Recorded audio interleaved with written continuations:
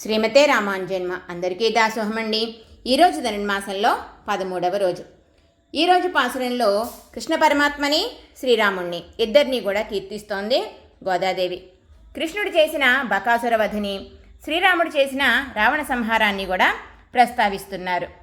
బకము అంటే కొంగ. కొంగ రూపంలో వచ్చాడు కదండి అసురుడు. ఆయన నోటిని చీల్చి ఎంత సులువుగా సంహరించేశాడో 10 తలల రావణాసురుణ్ణి కూడా అంతే సులువుగా గిల్లి పారేశాడు అని చెప్తున్నారు. మరి కొంగ దంభానికి గుర్తు, రావణాసురుడు అహంకారానికి ప్రతీక. ఈ దంభము అహంకారం ఏం చేస్తాయండి? పరమాత్మను పొందడానికి పరమాత్మే ఉపాయం అనే భావన మనలో కలగకుండా చేస్తాయి. మనల్ని మనమే రక్షించుకోగలం అనేలా చేస్తాయి.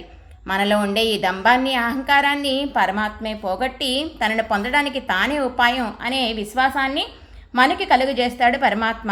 అటువంటి స్వామి గుణాల్ని, లీలల్ని తలుచుకుని నువ్వు ఏకాంతంగా అనుభవిస్తున్నావా? నువ్వు మాతో కలిసిరా, అందరం కలిసి పరమాత్మను అనుభవిద్దాం. కృష్ణ విరహతాపం తీరేలా అందరం కలిసి స్నానం చేద్దాం ఆయన గుణానుభవంలో అంటూ మేలుకొలుపుతున్నారు ఈరోజు పాసురంలో 7వ గోపికని గోదాదేవి. ఇలా మన పాలకొల్ల అష్టభుజ లక్ష్మీనారాయణ స్వామివారి సన్నిధిలోని ఆండాళ్ళమ్మ జడ చక్కగా అలంకరించబడి ఉందండి. శ్రీమతే రామానుజాయ నమః.